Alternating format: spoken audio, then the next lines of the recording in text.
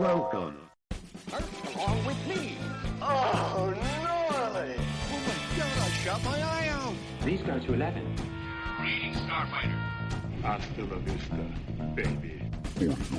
14. Hello, everybody, and welcome to 40 Going on 14. I am Mike. I am Patrick. I'm Joel. And I'm Josh, and I think it's time we blow this scene. Get everybody in the stuff together. Okay, 3, 2, 1, let's podcast.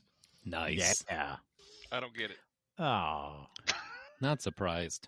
This week, we're talking about Cowboy Bebop, the anime from the early aughts. What do we call them? 90s. Early 2000s? Late 90s. Late 90s. Late 90s, yeah. And the remake, or reboot. The live action version. Live action version, yes. Cowboy Bebop and Rocksteady. That didn't happen. That is not a thing that happened, but still. But yeah, so we're looking for some anime goodness today. That's what we got going on.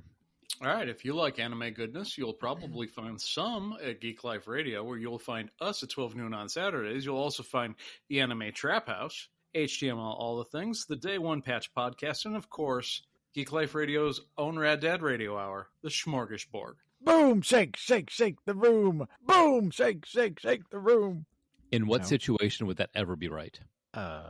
Now? Tick, Like- tick, tick, tick, boom. This situation? No, it's not it. No? That's not it either. Well, if you'd like to get in touch with us and give us a show idea you'd like to hear, you can give us a call at 708 Now Rap. You can call our caller. You can get on a conversation on our Discord by clicking the Join Us link in the show notes, and you can get in touch with us on Facebook and all the regular places also.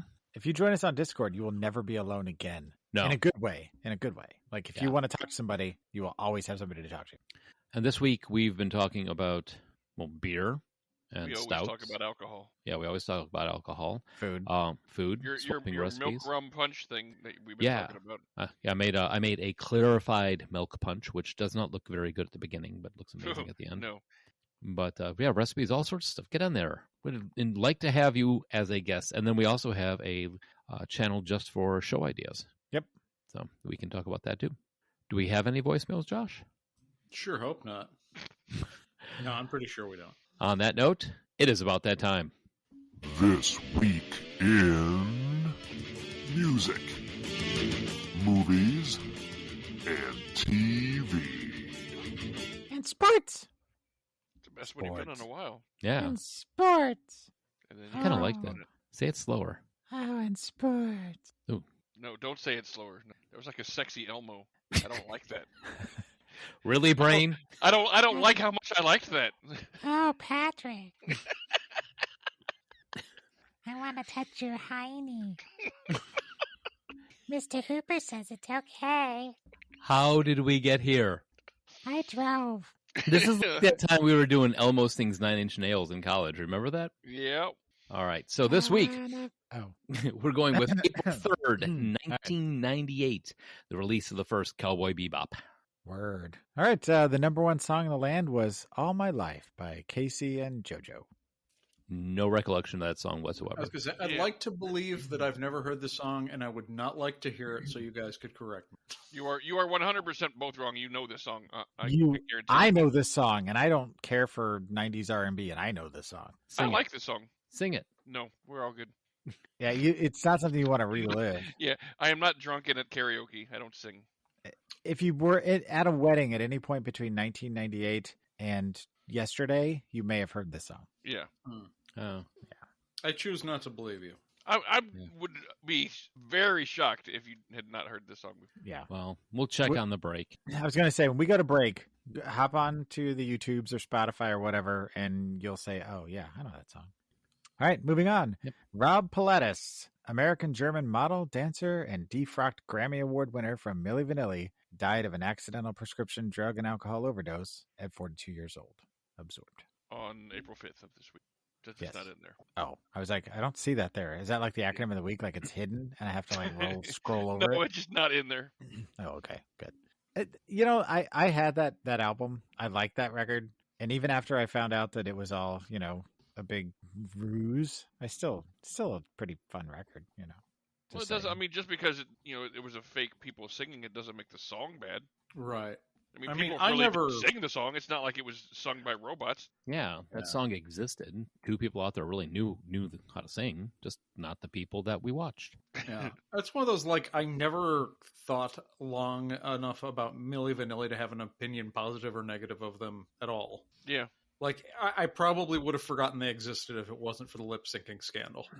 That's probably, yeah, they would be in the bins of, like, Dino. Remember him? Oh yeah, or Gerardo, or Snow, Yeah. or the Think about Wonders. the law of averages. There has to be a small percentage of people out there going, "God damn, the Milli Vanilli tattoo." Yeah. You're 100% right. Yeah. 100% right. Choices were made. Anyway, and finally, Tammy Wynette, born Virginia Wynette Pugh, was an American country music singer, songwriter, and musician. Oh shit! Why am I laughing? Who died Because on you're April an idiot.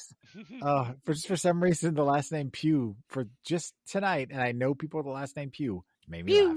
So I apologize, Tammy Wynette, for you. Don't you mean passing on this Virginia day. Pew?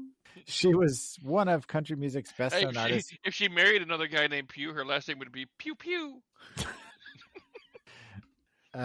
She was one of country music's best-known artists during the 1960s and 70s. Called the First Lady of Country Music, her best-known song is also the acronym of the week, SBYM. Pretty sure that stands for "Suck Balls, Young Man." Wow, he finally got one right. Holy Yeah. cow! I think Only Tammy Wynette can get the soulful. Suck balls, young man. Yeah, they No, played some no, Buck Owens and then that song. That is incorrect. That is Stand By Your Man. You got one word right. Suck balls. Yes. Many of her hits dealt with themes of loneliness, divorce, and the difficulties of life and relationships. She had 20 number one songs man. on the Billboard Country chart. Let them hang down upon you. How did she die anyway? Choked on a ball. I'm looking it up. Oh, Jesus. All right, let us know, and I'll move on to movies. The number one movie in the land was Lost in Space, knocking off Titanic after its 15-week run. Wow. Yeah. That's kind of upsetting. Well, I mean, 15 weeks later, people are like, want to see Titanic again? Nah. Wow. So after years of medical problems, which resulted in numerous hospitalizations, roughly 26 major operations, and an addiction to pain meds, Wynette died on April 6, 1998 at the age of 55 while sleeping on her couch in Nashville. Her doctor said she died of a blood clot in her lung. Wow. Oof. That is rough, and we're making fun of her, but it was still funny what was said, so stand by your man. Movies released this week included Artemisia, Barney's Great Adventure, The Butcher Boy, Heaven's Burning, Mercury Rising, and The Spanish Prisoner. I've seen one of those, I think. I've seen zero. I've seen Mercury Rising and Spanish Prisoner. I know of Barney's Great Adventure and The Butcher Boy, but I've not seen... Is Mercury Rising with Bruce Willis? Yes. Okay, then I may have seen that. That's the one where Jack Black plays an arms dealer, and he shoots Jack Black with a gun because he's a bad guy. Bruce Willis is. Definitely have not seen that movie then, because that would stand out to me. Yes. Back before Jack Black was Jack Black, he was, trying to be a serious actor. He might have had bleach blonde hair in that, if I remember right. Oh. Anyway. Yeah, and Spanish Prisoner was Campbell Scott, I believe. Okay. Serious movie. All right. So TV. Top shows in the land were ER, Friends, Frasier, and Jesse. Oh, yeah. The hell was Jesse? Christina Applegate show. Yeah, it was actually pretty good. Yeah, it was. Oh, okay. I watched it. Better than it should have been. All right. She's very funny. She is. Thank you. Oh, I kind of remember that now. And the other three are just like standard 90s. Right. Also, the long-running British television series Teletubbies began its U.S. television debut on PBS Kids on April 6th. I love you, Patrick. Ugh, hate that show. Bear, bear, bear. I was waiting for more rant from Patrick on that one. No, after like 4 hours, I can't take it anymore. I have to turn it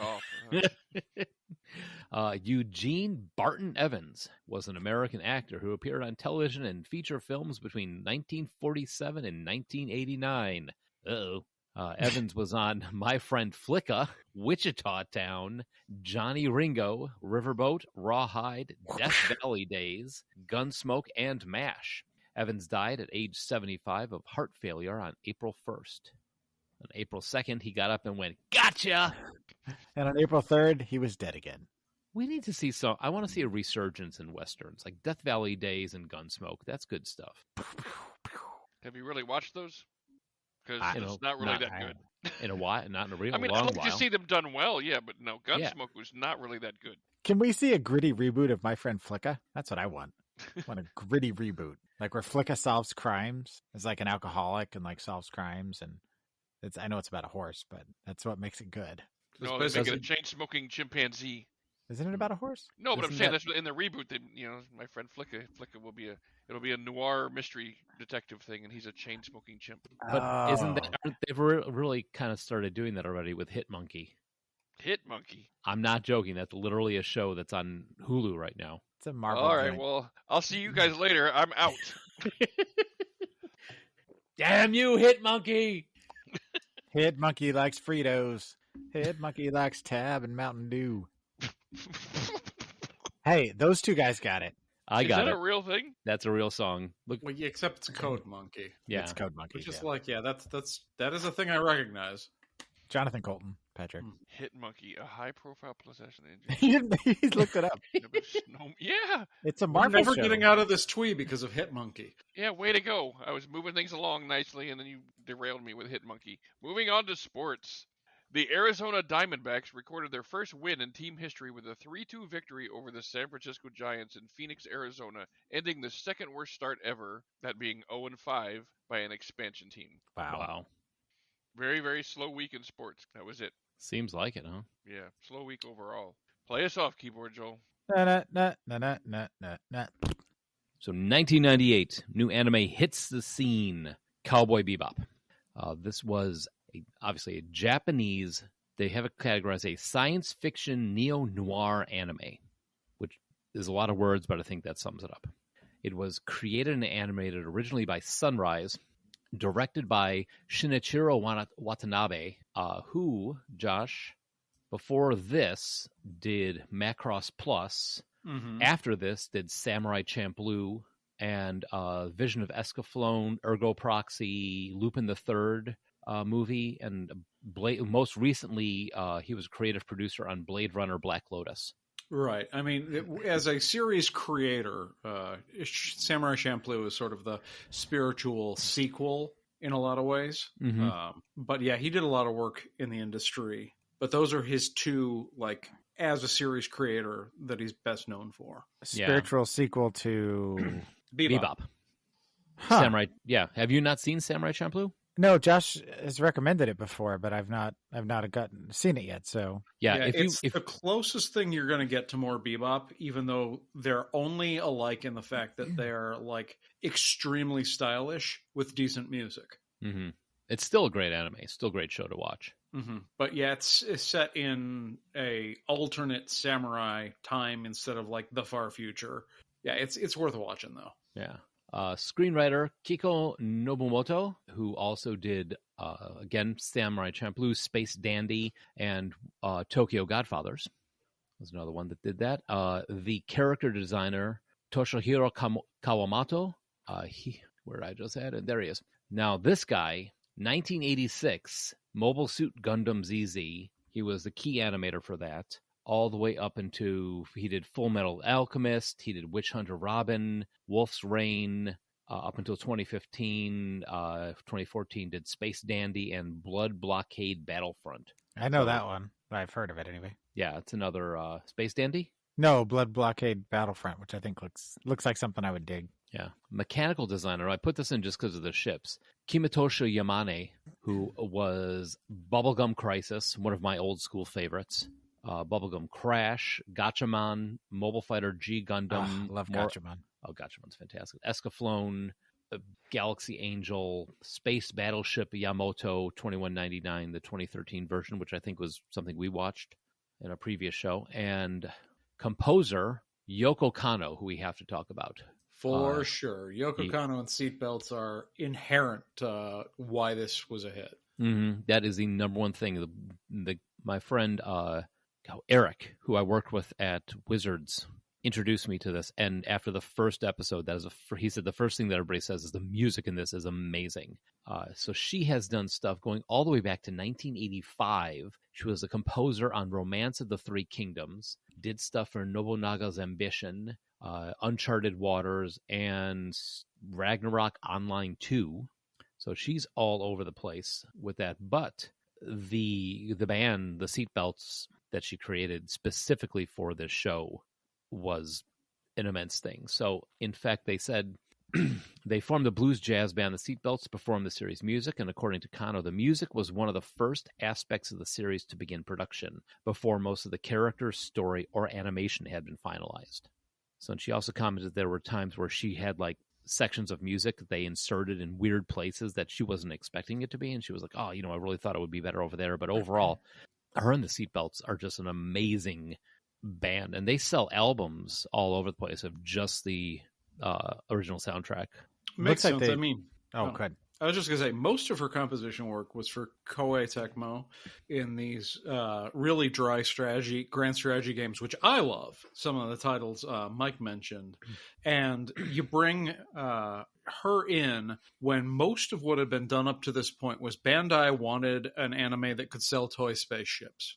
And then they got this music and they got like, okay, we need to put spaceships in it. And what came out was not exactly what Bandai wanted to sell spaceships to kids, but it was something so special that they decided to distribute it anyway. Mm-hmm. It looks like she did the soundtrack to the reboot or the remake, the live action as well. Yes. Because they use the same music. Well, also, there were some new compositions from Seatbelts and Yoko Kanno for the reboot as well. And in fact, the version of the opening theme, aside from the vocal track, which was a direct sample, that was freshly re-recorded. You Nice. can see it being played live like a couple of years ago. Very cool. And talking about the design, I as much as I like the Swordfish 2, I think the Red Tail is just a badass ship. Yeah, talking about designs. Yeah, the ship designs on this were very lived in. Yeah, I maintain you don't get Firefly without Cowboy Bebop. Mm-hmm. Yeah. So voice cast, I've got just the dubbing voice cast on this for two reasons. One, because I don't want to say that many names. I don't want to trip over that many names. And I'm assuming the majority of us don't speak Japanese, except for our Japanese listeners. We appreciate you. Yeah, So, I've listened to it in both ways, and this is one of the rare cases where the dub is actually pretty decent. It's still not quite as good as the original voices, but this is a solid cast. Well, and the dub will come up again in the now. So yeah, for sure. So Steve Blum does the voice of Spike Spiegel. He also does the voice of Starscream from Transformers Prime and Zeb Orioles from Star Wars Rebels.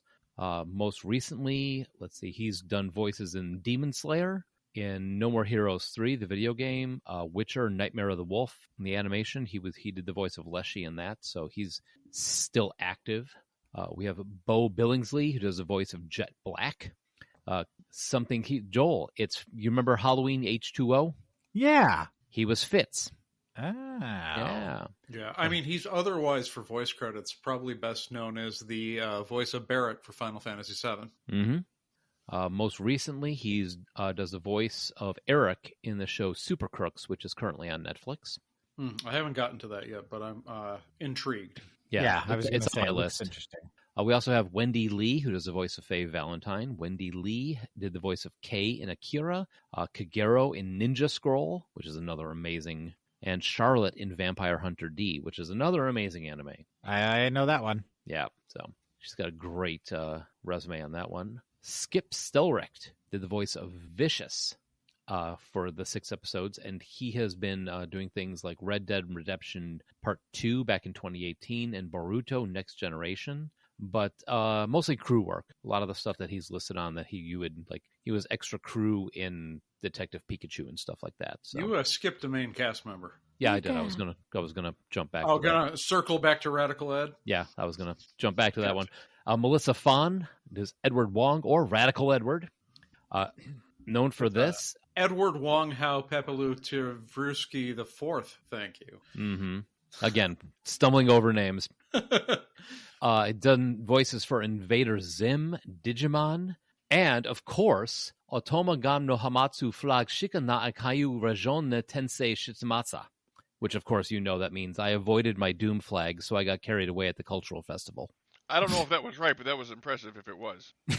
There's a little bit of a French tint to that, but yeah, overall, Yeah, impressive. A little bit, yeah. She also does the voice of Dusu on Miraculous, The Tales of Ladybug and Cat Noir, which is stupid, popular now. If you're a fan of Invader Zim, she's not just like an additional voice. She's the voice of Gaz.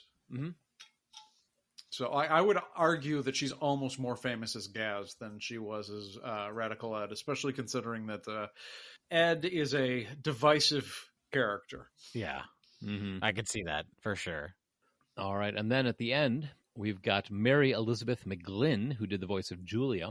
Some of the things she's done. She was a part of Vampire Hunter D. She's also in Resident Evil Degeneration, Ghost in the Shell 2, and currently it's Jurassic World Camp Cretaceous.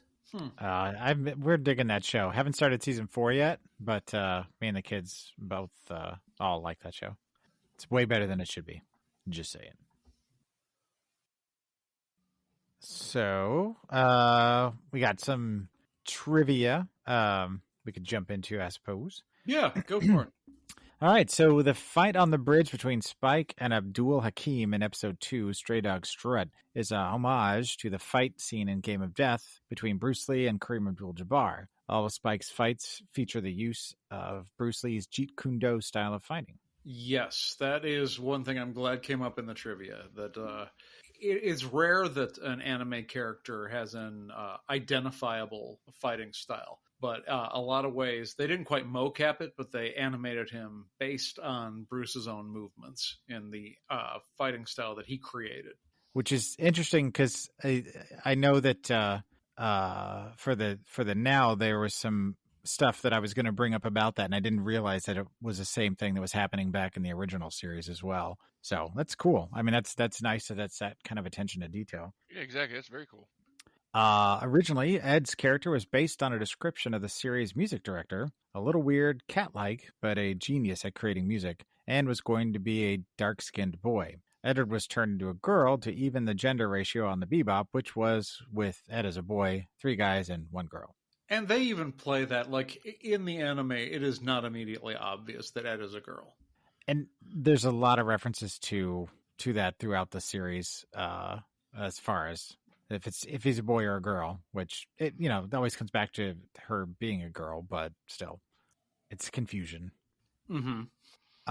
In addition to Lupin 3 being a heavy influence, the main characters from both series resemble one another in appearance and personality. Spike, Lupin, both wear ties, are lanky and laid back. Jet, Jigen are both the partners, both have beards, and are the more pragmatic members of the group. Faye, Fujiko take advantage of their appearance to get what they want and have betrayed their groups. Vicious, with his swordsman abilities, represents Gomon. That's interesting. Like, I see it now that they call it out.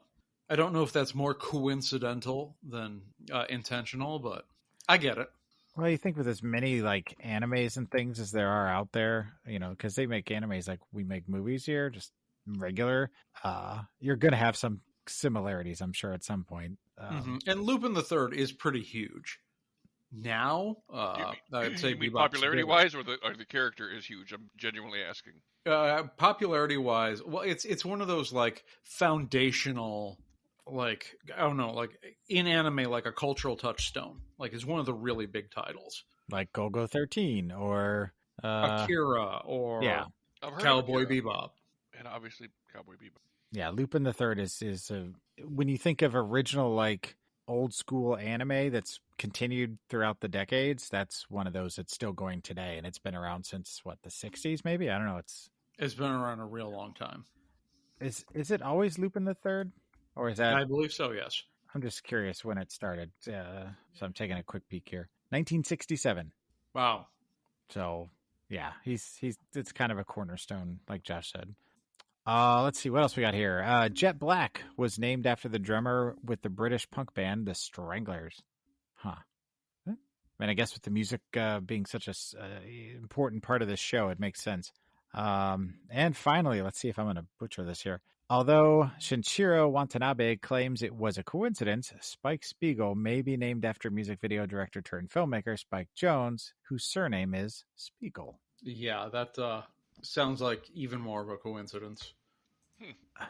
Well, because, I mean, Spike Jonze, although he had a lot of popularity around this time, yeah, I can't see that being... Yeah, I can't see him having been big in Japan. Right. I feel like that's a bit of a stretch. Mm-hmm. Because he was doing like magazines, and stuff like that, like skateboard stuff, skate punk stuff back in 93 or so. And then started doing movies and videos like 95, 96. And then, Malkovich came along and it was all over. So, and that wasn't until 99. So yeah, I think that's just a coincidence. So, all right. That is the trivia. All right. Well, I think we can start digging in a little bit lightly. So we've got a cowboy space western with bounty hunters on the Bebop chasing down their bounties, heavily influenced by all sorts of pop culture. Like they're pulling in stuff from 70s blaxploitation flicks. They're pulling in stuff from classic westerns. They're pulling in stuff from cop shows. And they're drawing heavy musical influences, especially from blues and jazz scenes. To create this sort of like within a couple of episodes, I think most people get an idea for like the visual and overall style of what the show's going for, even if every episode doesn't necessarily hit for them. Like it's remarkably consistent from beginning to end, starting with the core cast of the partners, adding Faye first as sort of a wild card and then a member of the crew, then Ein. And once you've got that reality sort of established, about midway through the series, you get the force of nature chaotic wild card that is Ed. And it is interesting that every episode, although there's a consistent tone throughout the series, each episode has a different feel or has a different take or a different lead kind of story. So it feels like not a different show necessarily, but it has each episode feels different from the next, but still the same. And I wrote down just a couple of quick thoughts as I was watching the first episode. James Bond, Han Solo, a Western, Blade Runner with jazz music. Those are pretty obvious influences, I'd say. Those were the things that jumped out at me first, because it was just like, it was such a weird combination of things, but for whatever reason, you put it all together and it just makes sense. Yeah, and each episode has its own, basically a song title, which I thought was an interesting way of structuring the episodes, whether it's Bounty of the Week, individual character piece, or something that advances what I'd call the main story, which for the main series is pretty much the story of Spike's past and then Vicious and Juliet. That arc is mostly just like the first episode, then the last two, and some sprinkled in here and there, like Ballad of Fallen Angels. I geek out over the show. It is to date the only Blu-ray I've purchased for myself, the complete series. I was introduced to it about a year after it dropped, when the only way to get it was extremely expensive videotapes that had about 2 to 3 episodes on each one. Wow. And I had a buddy who bought the entire set, and we were watching them one tape at a time. And yeah, I have watched the whole series probably 4 or 5 times. You had to actually adjust the tracking. Right. Mm-hmm. Can I ask real quick, just before we get too deep into the rest of this and get Mike and Pat's thoughts, is this the first time viewing for anybody? And I'm going to raise my hand and say yes. What? Josh knows this. Yeah, I knew he'd never gotten around to it. I only knew that when we started talking about doing this show, and I'm glad that this was something that got him into it. I know it wasn't the first for Mike. No, we when I worked, like I said, when I worked for Wizards, one of the guys that worked for me, Eric, would bring in. It was like old school '80s. He would bring in these VHS rips. And I brought a TV in. We put it up there at the front desk while people were buying games and stuff, and we would watch Cowboy Bebop, Fooly Cooly, got a bunch of other like late '90s, early 2000s anime up there. But Bebop to the point where we got the soundtrack and would play the soundtrack during the day, just in the store type of thing. And surprising no one, Patrick, is this the first time you are watching it? Yeah, I had never seen this before. Not a shocker to any of us, but Yeah, the opening track, the title track, was on my workout mix for a very, very long time. Nice. I could see that. I mean, that would make sense to me on that type of playlist for sure. It's a good ramp you up music too, right? Tank is the name of the track, the title thong. Title thong? The title thong? The title thong. Thong.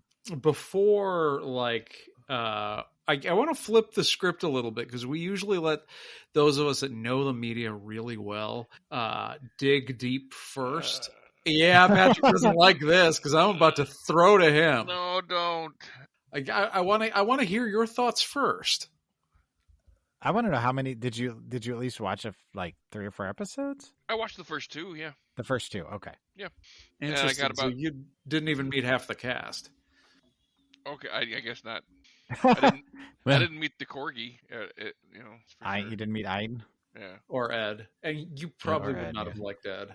No, yeah, you definitely would not have liked Ed. And I don't like corgis, so I don't know how that would have gone. I don't even think he got to meet Faye yet either. In episode 2? Yeah. Faye's are pretty early on, at least 2.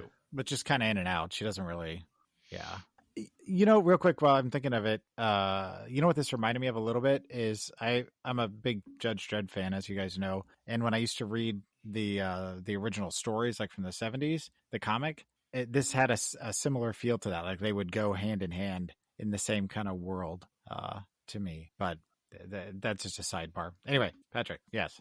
Go ahead. I mean, I'm going to be very disappointing to you because that's why I didn't want you to throw to me. I don't really have a whole lot of opinion on it. I mean, it was good. It wasn't bad. I don't, as my usual metric, I'm not angry or upset that I watched it or anything, but I'm probably not going to go back to it. I'm just not a fan of anime as a style. It's just never going to be a thing for me. And I get that a lot of people like it. I just don't. I mean, it was. I'm not saying it was unattractive or anything, but it's just not. I don't know. You don't have to love it. No, and I don't feel bad for not loving it, but I don't understand why I don't like it as much as this is one of Josh's favorite things, and I'm just like, okay, yeah, it's all right. It's not like Josh and I have such differing tastes that it just doesn't make sense to me why I don't enjoy anime, but I just don't. Yeah, and there's definitely some anime tropes in there. I was like, okay, if he gets this far, this is something I know he's not going to like. I figured you'd probably appreciate the music and that it is more modern action movie or sci-fi action movie than some of the others. And it's more default settings. It was much more tolerable than most anime I've seen, and I could if I had the time or inclination or whatever, I could definitely see myself watching the entire series. But it wasn't something that I'm like, ooh, I gotta watch this. Right. Whereas Joel watched all of this and all of the new series and has the movie, but hasn't had the chance to watch it yet.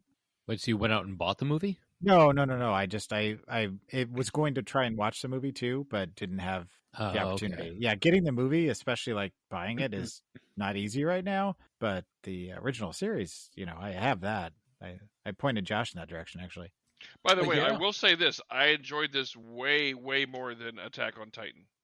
So there is that. I mean, that is high praise considering Attack on Titan is, for some people, one of the best examples of anime in the last 10 years. Right. But I would say Attack on Titan is a bit more of a slower build, whereas this one starts off strong and just keeps going. There's it's very kinetic. I really like the world building, the world itself, and the look of it and everything. Yeah, it's really nice. Yeah, and the other thing about the difference between this and Attack on Titan is that there is an overarching plot, but it's not ground into your face every episode. Right. You jump into it once in a while, and then you've got the like you said, Josh, the heist of the week type of thing. Yeah, it reminds me a lot of the structure of the 90s X-Files, where you got a bunch of things where they do the thing they do for an episode. And either the interesting thing about that capsule is the content that the characters are bouncing off of, or something about the situation informs you about part of the character's background or personality characteristics. it's almost like an anthology series where you can watch one episode and not watch any other ones and not feel like you're missing out on the entire series. That's But- true for most episodes. I think if you start with some of the big ones, like either the last two or Ballad of Fallen Angels, like without knowing who the characters are, you'd be a little lost. True. And speaking of which, what happened to the three old dudes that were in like the first 3 or 4 episodes? They just like stopped coming around. I thought that was going to be a running gag. But They show up. I just, when I saw them in the bar in that first episode, and then they popped up again in the one with the eco terrorists, I think maybe. Well, they also show up in the And- casino. Yeah, it was. Yeah, I think they're also in the one where you meet Ein, but after that, they kind of fade into the background. You barely see them anymore. I mean, I'm glad that it wasn't like an in your face sort of thing, but it was pretty heavy at first. I was like, are these guys going to be like what's the deal with these guys? But anyway, These guys, these are not my type of guys. yeah, what's up with these guys? And there are definitely elements of the show that have not aged particularly well in terms of like, ooh, I'm going to cringe a little bit when I watch that. But I don't know. I think in a lot of ways, if you're looking for the gold standard for action anime, it holds up remarkably well if you understand that some of the stuff is like, okay, this is Japan in the late 90s. It was a different time. Mm-hmm. We're not talking Peter Pan. It was a different time. But there's some stuff that is dodgy in terms of their portrayal of race. It's interesting that they're actually ahead of the curve with representation of trans characters. It's not Song of the South, though. Right. Yeah. But like Gren for the late 90s, even though would be considered kind of a problematic portrayal, was almost like cutting edge in terms of like being okay with how they presented a character who's agender. And they had their own take on Gren for the reboot, which we're going to talk about. I just really appreciate the world building that happened here, because it's this weird kind of anachronistic conglomeration of things that shouldn't go together, kind of like the entire plot, or like but they just, for whatever reason, just all click right into place with each other and don't seem weird or out of place. And I really appreciate that. And the fact that you guys had mentioned earlier, like, here's these really cool ships, but they look like they've been, rode hard and put away wet. And that's just the entire world is like that, It's not all bright and shiny and clean. It's more like Blade Runner and less like Star Trek. I like a lived-in world. I like that. Mm-hmm. Yeah, I've never been a fan of the Star Trek. I don't say Star Trek itself, but like we're in the future. Everything is shiny. Everything is pretty. No, I like the Star Wars. Everything's worn down. Everything's gritty. Everything, like you said, Pat, everything looks lived in. Like, people are actually using this stuff. And You know what never made sense to me in Star Trek was, like, nobody has any kind of, like, outer guard on any of their glass tablets, and nobody has cracked tablets. Yeah, there wasn't definitely not. He didn't think of how much times people would spend dropping things. Right. I mean, maybe you just replicate another one. You're in a post-scarcity society, so Well, that's okay. Yeah. it's not like you have to pay for a new one. Right? But no, I love Good this point. one. That's a This good point. I'd be walking around throwing them on the ground. Now you think about it. Of Yeah. course, I'm the reason, Give me I'm the the new reason, one. I'm the reason why we can't have these nice things, apparently. I'm one of those. Well, at least you've come to terms. Anyway, No, you were moving saying, on. Mike. No, I was gonna say this. I had not really watched anime for a while, and like my first dip into it was in high school. Like I said, when you stayed up to watch USA Up All Night on cable, that's when they would show the anime. Anything after midnight, they would show all these crazy shows they couldn't get on during the regular daytime hours, and would trade tapes with there were only 100 people in my high school, so the other 5 guys that were into it, we would, hey, I got, the latest, I recorded the Dirty Black Pair. Market nerd circle. Oh, yeah, 100%. Yeah. This is, and Yep, that's yep. in the late 80s and, 80, 89, that's how you saw your anime. You couldn't Yeah, just I had the put same thing on. in my high school. Yeah, with a little Black Market circle of nerdy goods. Yeah, just swapping those out. And like I said, Bubblegum Crisis, the Dirty Pair, Gogol 13, those sort of things, watching all those. And this kind of hit, especially in the adventure side of things, hit right on for me because I'm looking for the action adventure. I'm not really big into the whole slice of life anime. Oh, which yeah. is, but this one just stuck with me. And like I said, I've watched through the entire season for the original and loved it. I say Ed also, it then was a little bit kind of like what the heck type of thing with the reaction, but then we watched that, and then after we watched this, we watched Fooly Cooly, and then that makes Ed look normal by. Oh yeah, that's true. Yeah, I mean, you got someone riding around on a moped with a pull start electric guitar. There are definitely a few episodes that are controversial in terms of like whether people love them or hate them. Probably the big ones are Toys in the Attic, which is the one where there's a blob moving around that's poisoning everybody. And at the end, you realize it's really just bad leftovers that Spike left in the fridge. Yeah. Mm-hmm. It's so well done, though, that episode. Oh, and I also think that's one of those where like people don't like Toys in the Attic, but like the whole idea that if Spike doesn't throw the things away that are bad for him, it's sort of like a core character trait that plays through his arc all the way to the end. I am not a huge fan of Mushroom Samba, but that's kind of basically because of got the planet of the racial stereotypes. Yeah, a little bit. And the first time I saw Pierrot Le Fou, I was just like, what the fuck was that? I have thoughts on that, but some of them tie in with the now, so I might hold off on that. But, I kept asking myself, because I know how much, you were kind of building this up for me as being something that I should check out, and that how much you enjoy this, Josh. I kept asking myself, why then, if this is such a big thing, and I know so many people that love it, like Stephanie from Gen Con, is a huge fan. So there's all these people I know that are really big fans of this. I'm like, why is it only one season? And then after I finished watching it today, I understood.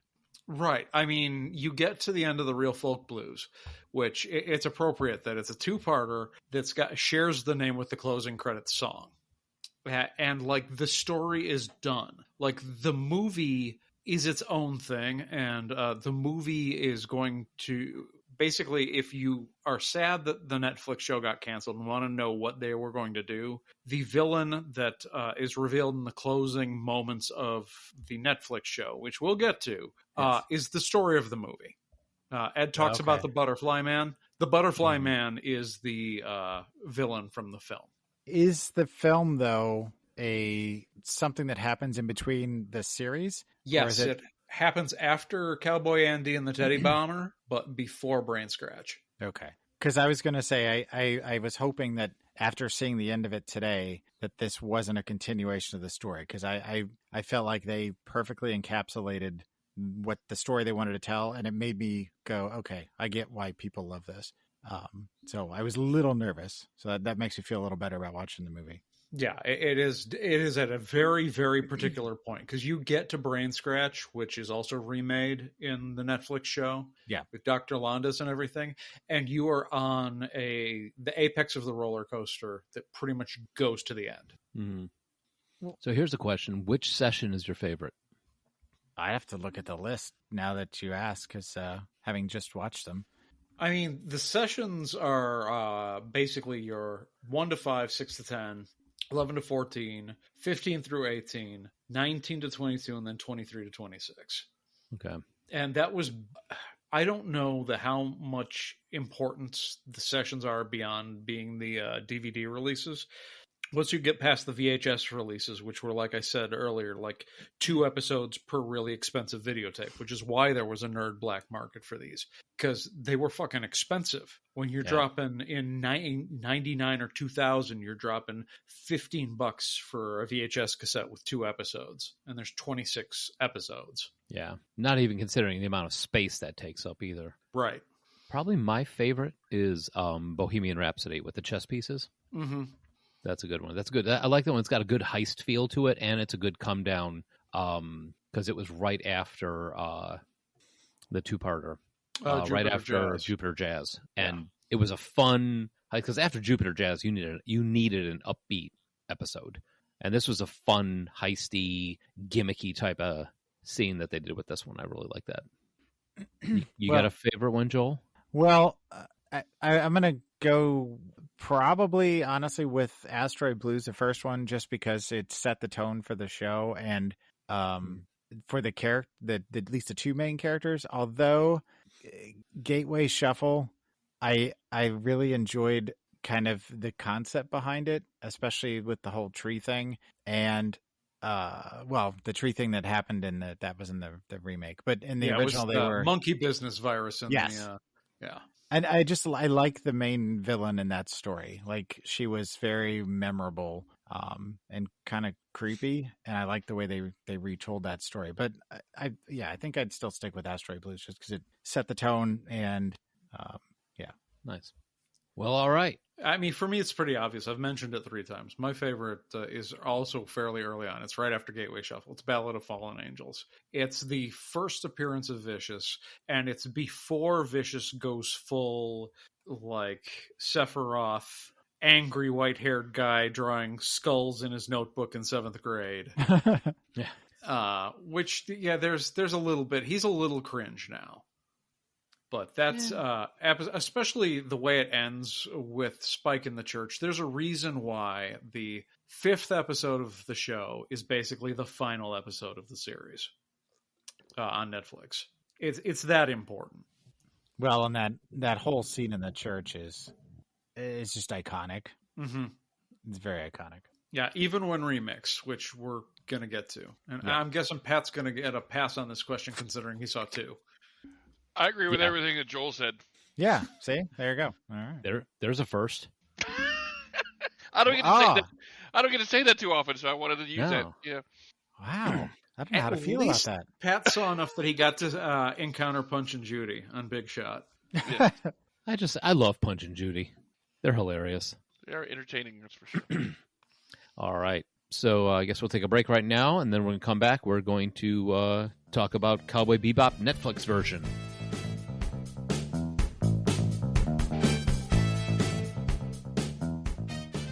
All right, we are back. I'm going to talk about jam. Cowboy. Yay! I like jam. I like cherry jam. We're back. 2021 American science fiction streaming television series, live action series based on Cowboy Bebop of the 1998 version, set in the year 2171. Ragtag group of bounty hunters that chase down criminals across the solar system on the Bebop, the ship. Across the universe. Don't do. Oh, Yeah. sorry. Please stop. All right, so this is directed by Alex Garcia Lopez, who has done such things as The Witcher and Utopia and The Punisher.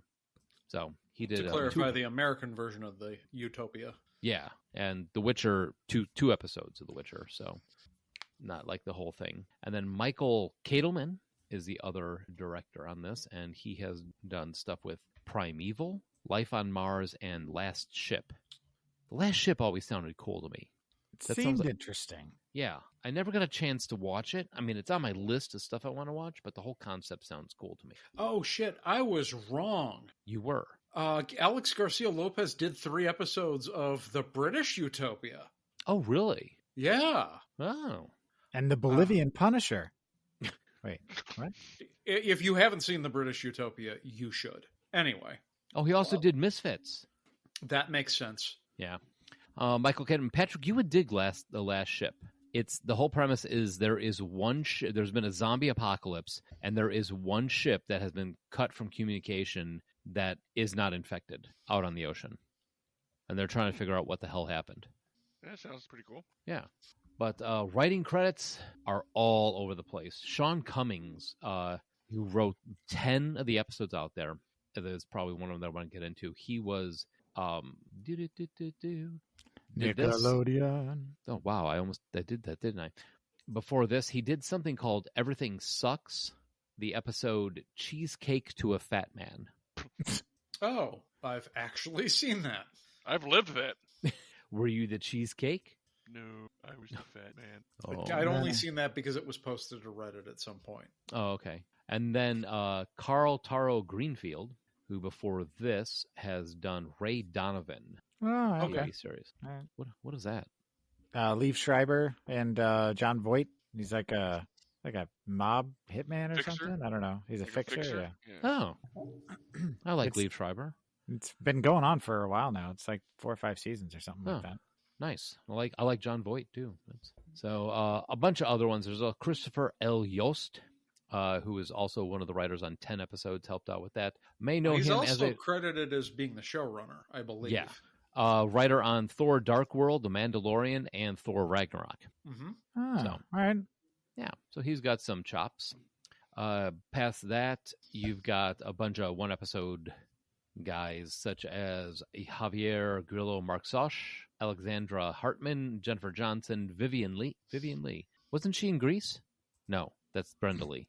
And Liz Segal. Vivian Lee was also the name of the woman from Gone with the Wind, the actress. Yes. This Frankly, my dear, Vivian- I don't give a damn. I doubt This it's the same Vivian actress. Lee was the producer on the Lost in Space Netflix. Oh, that just hit third season. And final. Yeah, just Okay. ended. All right. This is starring A1 John Cho as Grandpa Spike Spiegel, Mufasa Shakir as Jet Black, Daniella Pineda as Faye Valentine, Elaine Satine as Julia, Alex Hassel as Vicious, and Trong as Shin, Zwa Honde as Lin, Tamara Tune as Anna, Jeff Stoltz as Chalmers, and Mason Alexander Park as Gren. So there you go. Why'd you Also, say Grandpa Spike? Grandpa Spike Spiegel? Yeah. Because he's 50 years old. Hey, he's 49. He's our age. All right, he's 3-4 months older than me. Okay, considering the fact that he's supposed to be playing a 24-year-old guy. Is that how old Spike is? That's how old Spike is. Yep. Let's get to the trivia. Oh, okay. In addition to referencing the anime, the showrunner and writers went beyond the source material and looked at movies that inspired the original anime director, Shinichiro Watanabe. Movies include The Big Sleep, The Good, the Bad, and the Ugly. Big influence there. Bonnie and Clyde, Space Odyssey, Dirty Harry, and as well as Lethal Weapon and The Crow. Okay. In Cowboy Bebop, 1998, Spike Spiegel, Faye Valentine, and Jet Black are 27, 23, and 33 years old. Oh, okay. Interesting. Okay, so he was 27, not 23. I got those mixed up. Still, yeah. Still, that's a 20-year difference. So, they're played by John Cho, Daniella Pineda, and Mustafa Shakir, who at the time of filming were 49, 33, and 45 years old. I gotta say, John Cho does not look young, does not look older than Mustafa Shakir. No, Not at he all. looks good. Not at all. But, well, let's finish this last trivia. The prequel novel, comic book series, and art book based on the live-action adaptation are set to release in 2021-2022, just in time for it to be canceled. And the serial number for Faye's identikit is NCC 1701B, as the third Federation ship to bear the name Enterprise. In the original, the cryo tube that Faye was in was NCC 1701A, I think. So, Nice little That's nod. cool. yeah. But yeah, I wanted to like this. The combat scenes, the fight scenes from the original were my favorite thing. And it turned into watching Liam Neeson jump over a fence in 21 cuts. I think I even commented that the combat in this seems so much slower than the original. Okay. Well, sometimes I it's mean, hard to choreograph anime into Right. live action. especially considering the original character is not quite mocap, but basically, unless you're going to resurrect Bruce Lee from the dead, you're not getting Spike Spiegel at full speed. Although John Cho and his 2 stunt people worked hard to recreate the anime kind of choreography styles and whatnot to kind of match up as close as you can get anyway in live action, whatever, non Bruce Lee trained professionals. But I enjoyed the hell out of this, even though it is not perfect. It has some troubles. Not putting it lightly. well, I feel like if they would have gotten a second season, that some of those things would have ironed out and it would have gotten stronger. And I did, by the way, just to go back to something you guys had mentioned there at the beginning, and from the last half, there's a sequence in I don't remember which episode it is, but where John Cho has 2 guns and he's sliding down a staircase-like thing, and then he's fighting the bad guys, and it's straight out of Hard Boiled, the John Woo movie. And I was like, that's a nice little reference there. Cool. So anyway, sorry, Josh, go ahead. No, I agree with you that if this had been given a second season to sort of find its voice and dial back some of the things that didn't work and amp up the things that did, like I'd say the things that worked for me was the main cast.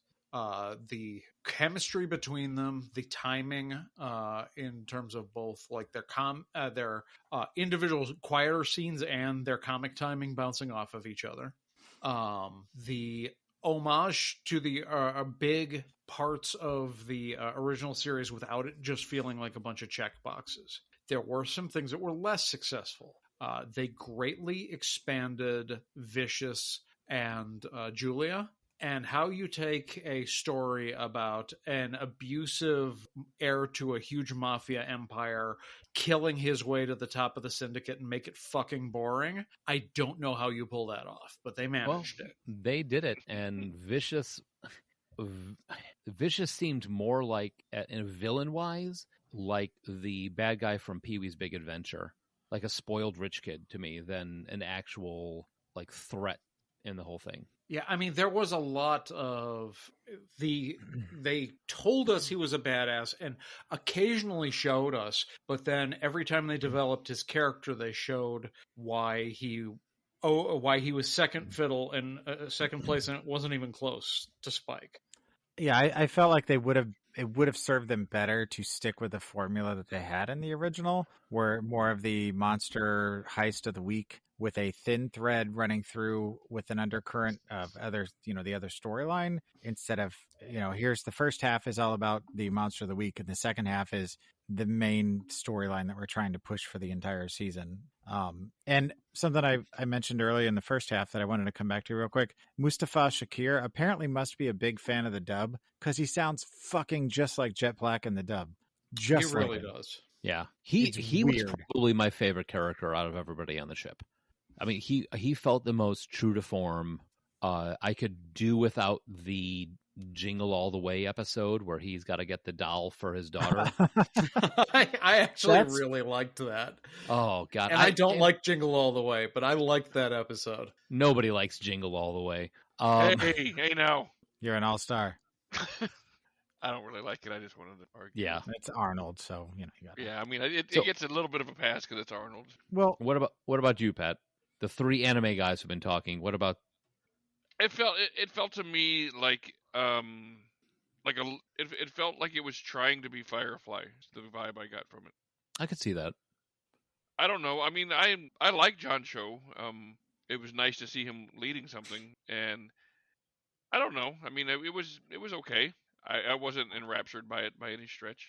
Well, I have two thoughts. One, to go back to something you guys mentioned. The fact that you've got this kind of beautiful setup, beautiful set pieces, well done for the most part, effects, everything, all the pieces are there. But I found like they needed to get somebody else as their action director, choreographer, because they did feel a little stunted, stilted. Maybe that's a better word. How about spastic? Well, I mean, if you watch anymore, for me, like the benchmark used to be like The Matrix, but now like the John Wick movies are kind of my benchmark for how an action scene should go. And I didn't get that here. It felt like, like it's kind of choppy, kind of broken up, like somebody wasn't quite on the ball. And I'm kind of glad. I mean, I'm sad that it's ending because I feel like a second season, it could have gone somewhere, and it may still get picked up by somebody. The fight scenes had a very like I don't want to insult it because it wasn't like bad. It just they had a very high quality theater choreography feel to them. It didn't feel like movie fighting. Yeah, it felt like stage fighting. That's fair. We did leave one pretty big name off the cast because he was almost entirely wasted. Oh, John Noble. Yeah. When you have someone who is like Dr. Walter Bishop and Denethor from Lord of the Rings, like he's easily, aside from John Cho, the best known actor on the show. And for most of the series, you make him wear a giant mask, which looks cool as shit. Right. But which is part of the reason why I forgot him, because I when the second I heard his voice, I paused it, rewound, I grabbed Suzanne. I'm like, get in here. Who do you hear? And she's like, it's Walter. Yep. Yeah. You know, he's Also always going to be Kovac. Walt. Yeah, he's always going to be Walter to me. But yeah, again, completely wasted. I agree with you, Josh. Yeah, he's only in 2 scenes, and his scene in the final episode is really good. But I mean, he's John Noble. What do you expect? Right. Oh yeah. Like, yeah, he sets up the collision course for the entire rest of the season, where he tells Vicious, his son, that he's fucking worthless and pretty much owes any of his success to other people, whether it's him as his father or Fearless at that point as his best friend, and taking the credit for stuff other people do. And by the way, shoot your wife in the face. No. I don't want to, unless it's in love. That's a different thing altogether. I do have to say, I was getting to the point before we got sidetracked there. One thing I am glad that they ended this and there won't be a second season.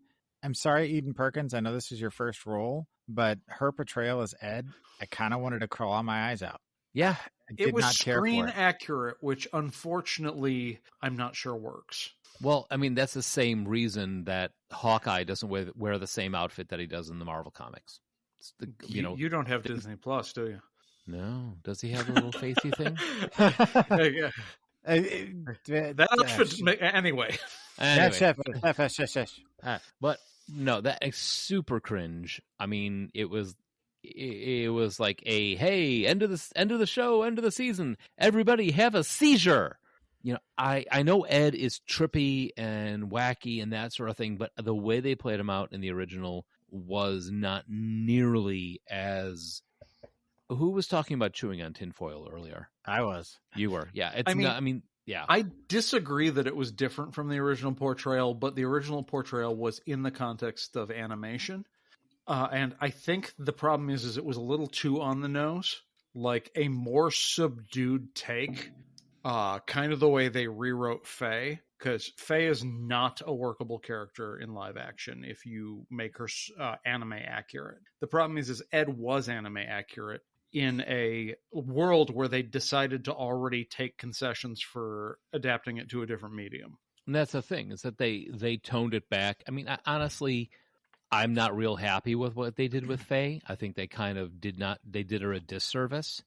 You know, they took a character who was trying to discover who she was, what her origins were, where she came from, that sort of thing, and like kind of turned her into an Instagram influencer. I mean, I really did not like what they did with Faye. I don't think that's fair at all.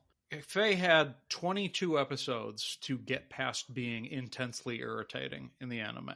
They didn't have that many for the series. And you present her in the same way she is in the anime, she is easily the most hated character in the 10 episodes.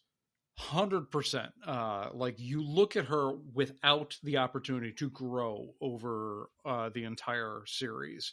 And you give her only her 9 best episodes of character growth. I think that she is a complete wreck of a human being, and no one likes her by the end of the show. No one believes that she's even friends with these people. Yeah, and I dug that.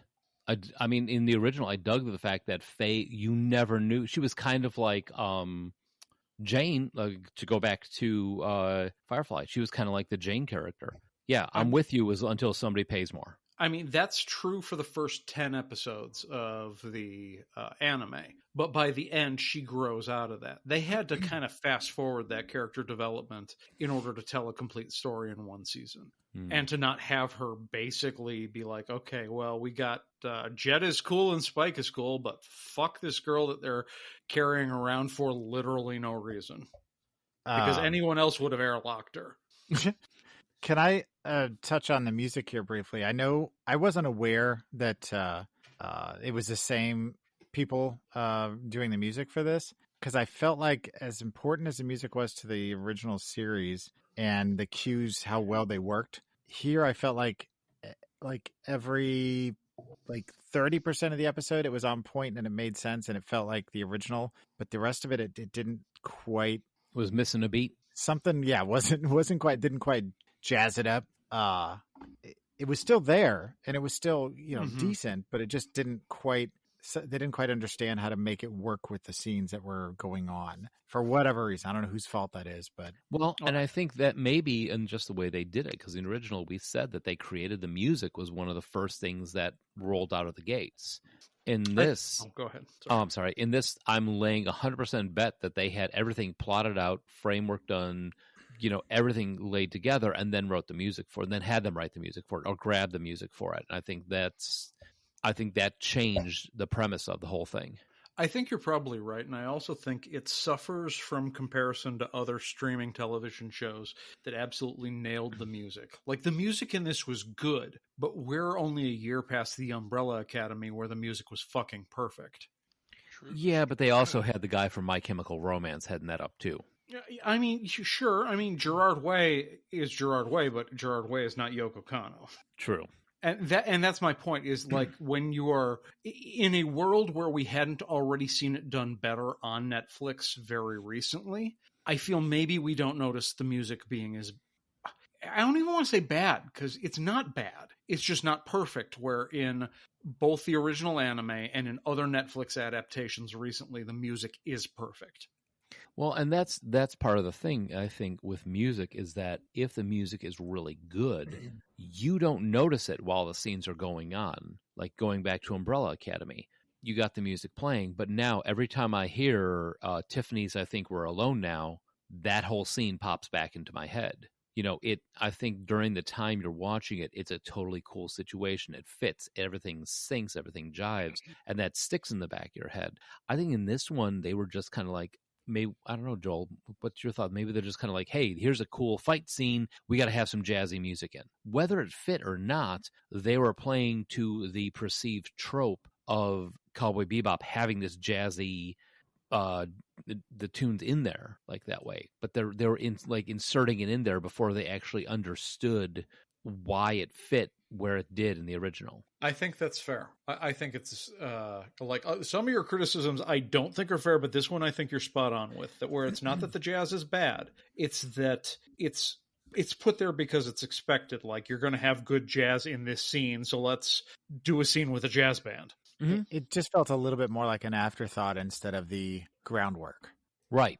And I think that's where the change is, because they use the music as a groundwork. Hey, here's this scene that we're going to write with Jet fighting this guy on the bridge for Ein the Corgi. Here's the music for it. Make the scene. That's why the fight scenes in the original matched up. I don't say even matched up, but why the beat of the music works so well with the fight. It's because they use the music as the base instead of, here's the fight scene, now try and figure out the music for it. Whereas you got people throwing punches. People don't throw punches in rhythm, if you're having a fight. I think that's why it changed that way. Abdul You've Hakim. obviously never breakdance fought. Since you bring him up, Abdul Hakim looked fucking perfect in this interpretation, and I do like that they neatly sidestepped the problematic white guy decides to disguise himself as a blaxploitation character with an afro, making the white dude the disguise, and it's malfunctioning, and the guy with the afro is actually his true form. I thought that was a neat twist. Oh. So, Patrick, thoughts? Well, It was pretty. Thanks. Thank you, Patrick. I had all the intention of watching plenty of shows for this, and I just didn't. Did you get through 2? Yeah, I got through 3 of the first, or almost 3 of the first, and 2 of the second. I want to give you shit for having had like 12 weeks to do it, but I knew it was going to happen, so I won't. Yeah. Well, I'll give him shit. Yeah, I'm disappointed in myself. I really wanted to watch all of these because I wanted to have a real opinion and all that kind of stuff, but I didn't.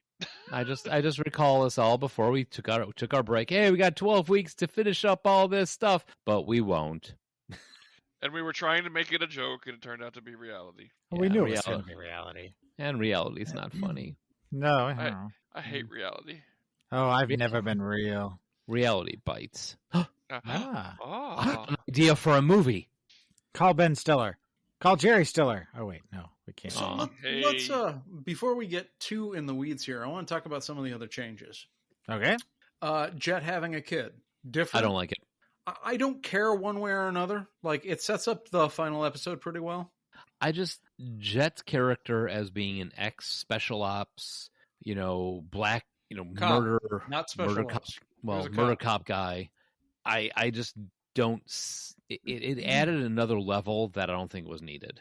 Well, I think they needed to have the three main characters have some sort of a underlying backstory that was going to, be their undercurrent throughout the season. And some sort of stakes, something they could lose. Faye had her identity. The whole show's literally about Spike, and without the kid, Jet owns the ship. Right. Well, no, I mean, that was Jet's thing in the original.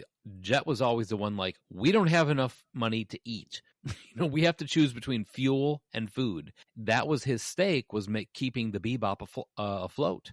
Which, incidentally, there's a lot more eating in this than in the original. Like, in the original, they're always going out to get bounties and never get them for XYZ reason. So I don't know how they ever made any money. But here they seem to eat more and seem to be a little better off. And I think some of that, again, comes down to 10 episodes versus 24, 26? 26, yep. So you've got almost 3 times the number of episodes to... But the episodes are twice as long. True. So you've got the equivalent of 20 episodes versus 26. So you still have more time, though. Yeah. Yeah. And you have more discrete storylines, is the main point.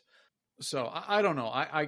I think I'm neutral on the subject. I think it's fine because with 10 episodes, they didn't want Jet to be, okay, Faye's got her thing, Spike's literally the show, and then there's Jet, who's also there.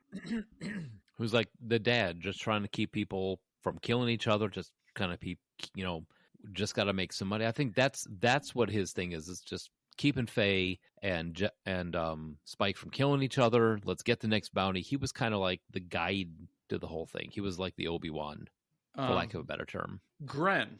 I fucking love this take on Gren. Gren in the original, I mean, it's true to the essence of Gren from the show, where Gren is neither male nor female, kind of both at the same, but informed from a very obviously written by straight Japanese guys in 1999 spot, and they kind of let Mason Alexander Park go a little bit with Gren being just Gren. A little bit of male, a little bit of female, and I honestly think the character really worked in Anna's Bar. I would agree with that. See, but the thing is refresh my memory, did they ever go into the fact, like, Gren was what he was because he was experimented on? Right, which is actually super problematic. Like, the only reason trans people exist is because someone did something bad to them. Well, I mean, it's one character in a show. I mean, the guy openly said in the original was like, I volunteered for them to mess with me, and this is what happened. This is what became of it. I get that. It's one character in this show, but it's a trope because it's repeated that trans people's existence only comes out because of trauma and pain. And I think that we've seen enough of that in entertainment. And going the other direction, we talk about, like, people who have this difficult life never seeing themselves in media. Well, at least for one season, someone who has had to make that choice for themselves gets to see themselves. And I think Gren was legitimately a really interesting character. Plus, Gren looked pretty badass with 2 guns. And it was wild, like, being able to pull off being a badass with, like, full makeup, a little bit of butch and a ballroom gown is a little wild. Yeah, I dug Gren because I think you could go too far in the other way. It's like, okay, let's correct all these wrongs and make Gren another walking stereotype. Could have happened, and I don't feel it did. I agree with that. I can't mention Punch and Judy because there were no changes. Punch and Judy were Punch and Judy. Yeah. They were actually they kept the music, they kept the whole shtick. They were still fun. Although you did get the fun scene at the airport at the in the last or second to last episode where he's going to pick up his mom or something at the airport, or they're going somewhere. And he talks about how Judy is married one of the producers, and he doesn't have the accent anymore, and Faye can barely recognize him. Oh crap! I must have been half paying attention when that happened. Yeah, 'cause I missed that. Yep, he shows up one more time before the end of the series, just real briefly after the show got canceled. Huh. We've touched on the things that didn't work about the Vicious storyline. I thought Mao was actually more interesting. It wasn't just okay, let's make Mao a woman because. Mao was actually not even really a character in the anime, and Mao was actually a character. That was a good improvement on there. Yeah, same thing with Santiago. Different. Pierrot was different. What to say about Pierrot? I know Joel's been slow rolling this, so I'm going to throw to him at this point. About Pierrot? Yeah, you said you had more to say about Pierrot once we got here. Well, sir, we're here. Well, I don't remember saying that, but I did. I mean, I probably did, but I thought that was an interesting character, and I really liked the characterization in the live action version, although they didn't explain the fact that he was basically a man who was regressing backwards. So as he was becoming more violent and harder to get rid of, he was becoming more and more like a child. And you get that explanation. And so when you get the payoff in the anime episode, it's a payoff. But in here, he gets stabbed in the leg. He's like, "Mom, you hurt me. Mom, this hurts, whatever." Right. And you don't know why he's acting like that. You kind of figure it out through actions, but it's not explained. So when the payoff happens, it's like, yeah, okay. But I thought they handled it pretty well. It was one of the more like twisted stories from the original as far as tone is concerned. I agree. Like, I felt distinctly uncomfortable when he was crying like a kid who'd skinned his knee as he was basically dying. Right. I felt distinctly uncomfortable. And here it's just like, well, he said it here because he said it in the anime. And I wasn't sure it was as successful. Well, when you're first introduced to him when he's in the lab, when they're breaking him out, you don't get the sense that he's a kid. He's just this really fucking pissed off, amped up, almost like he's on red eye at that point, even though he's not, but he's been using red eye. It's not the same character. But they still have that line in there because he said it in the original. Yeah. So that was one that I thought was kind of a less successful adaptation. It looked cool. Like the makeup he had on and stuff looked good. It was interesting, but yeah, it was not. It didn't work as well. I mean, Chalmers was a change, but I for me that was a net nothing. It was fine. He was there. They wanted to do a cop show thing, and they wanted to have Chalmers pop up here and there. Like, we've seen this before. We saw this sort of relationship in Ant-Man, where you've got the kid who moves in with your ex-wife and is trying to be a dad to your child, and you don't quite know how to interact with this person. And by the end of the storyline, you work it out with them. Or in this case, your kid likes them more than you and calls them dad. Yeah, that was rough. But that's kind of what happens when you're not at home, and I'm guessing he doesn't get as many opportunities to be with his kid as he'd like, but it's kind of his fault.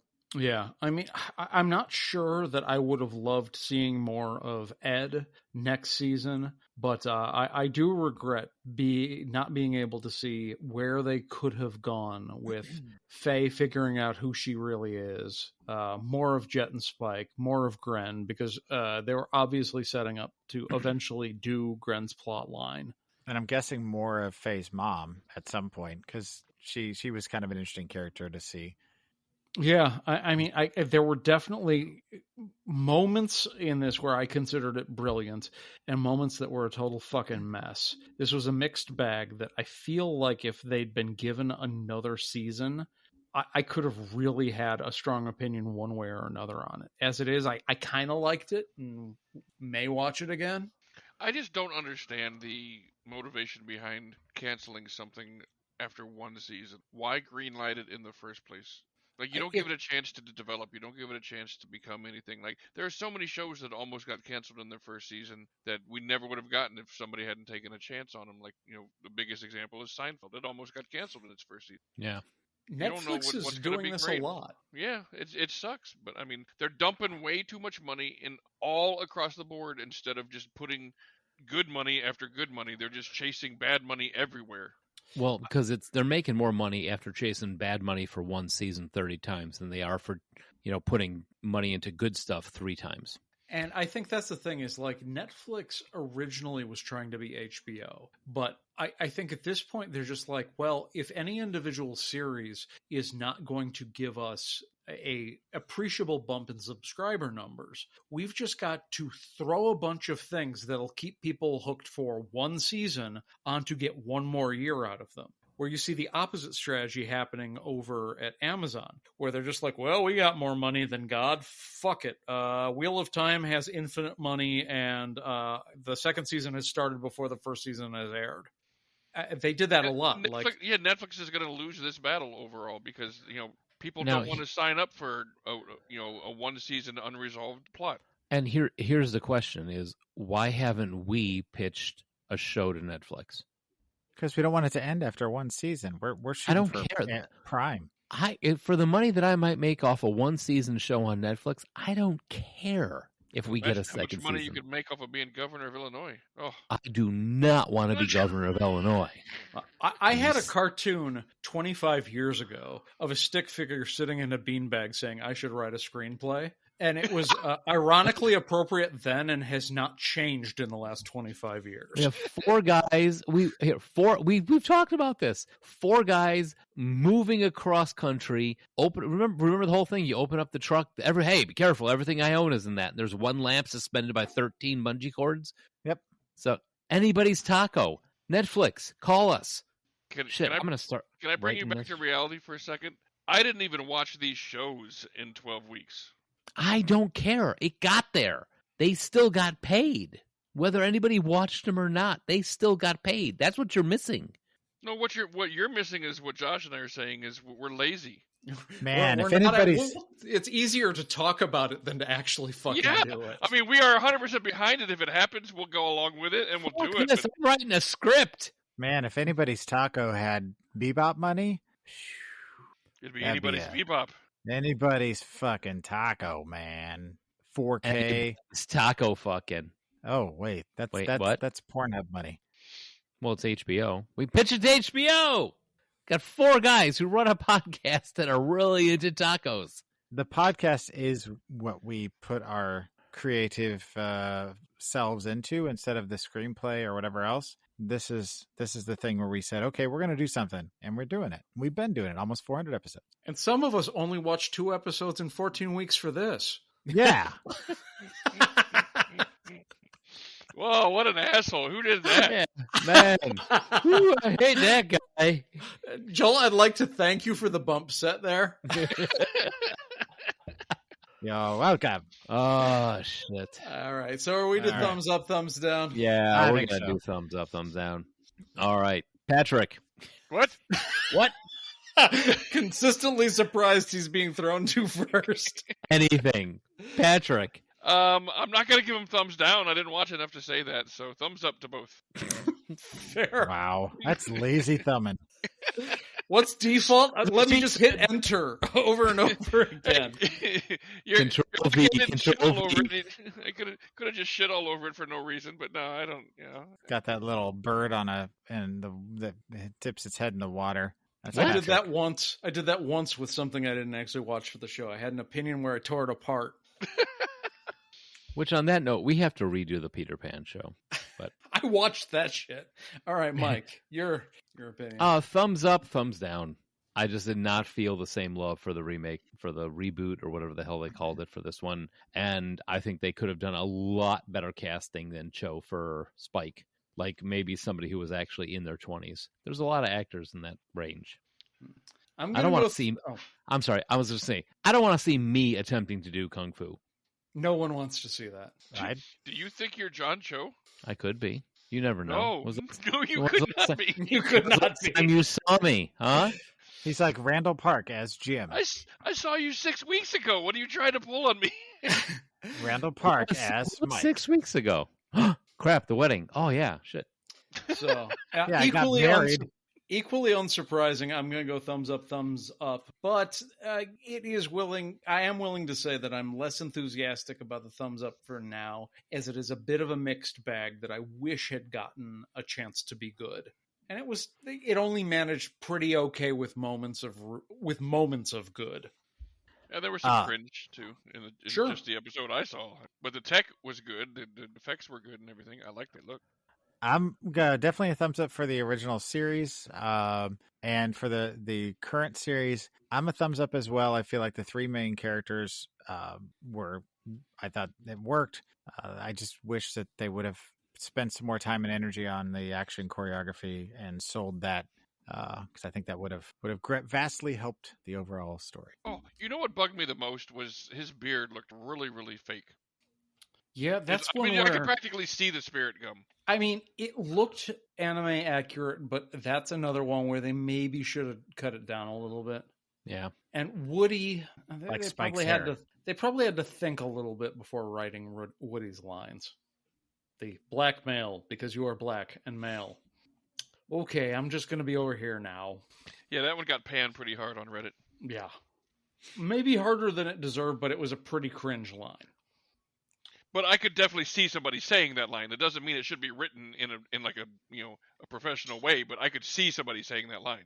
And like she was not presented as being the super professional person who you're supposed to look up to, but still. I mean, it's that whole thing like from the Squid Game. You know how when I said I didn't like the dialogue that the billionaires had, the top guys, whatever at the end. But I was like, on the other hand, I have heard guys just this wealthy talk like that. So, but that doesn't mean it makes it good writing. I mean, it makes it accurate writing. It doesn't make it good writing. How the hell are you this chatty after we've decided to stop talking about something? I was like, we didn't throw to him. In the sun. Yeah. I was like, Yeah. I don't know anything about this topic, so I'll be quiet, But now I got started. I don't know. Yeah, you riled him up. Seriously. All right, so if you have your thoughts on how successful this adaptation was, maybe tell us your favorite memories of the original or what you would have liked to see out of a second season if you thought it deserved one. Give us your thoughts. Give us a call at 708-NOW-RAP. That's 708-669-9727. Yep. And if you're looking for older stuff, we are all over the web. We are on Podbean. We're on Podbean. We're on Pandora. We're on Amazon. We are all over the freaking place. If you do not have us on your favorite podcast app, you can grab our RSS and just pass it over to them and they'll bring it up. If you enjoy the show, we'd love to hear about it. So leave us a review on Apple, Google, or Amazon Podcasts or whatever place you leave reviews. And you can also give us some support off the Ko-fi link that's on the show notes. And don't forget, join us on our Discord too. We'd love to have more people chatting. We need more recipes. We need more drink recipes. We need more ideas for shows. Pectin. Need more pectin. We need friends. Joel. Yeah. What's coming up? Next few episodes here, we're going to be talking about the new Steven Spielberg West Side Story versus the original. Show 400 is coming up with our questions directly from all of you people out there, and we're taking a trip back to the people. Matrix. All the listener peoples. What do you mean? Yeah, we have all our peeps. We have got 100 questions. I'm letting you guys know we are not going to do 100 questions in the time that we do this show. But we have a plan. We have a plan. Yeah, if you asked one question, your question will probably be answered. If you ask 37 questions, one of your questions will probably be answered. Some of your questions, maybe, we may get to some of them. So we will be back soon. Thank you very much for listening, and everybody have a great day.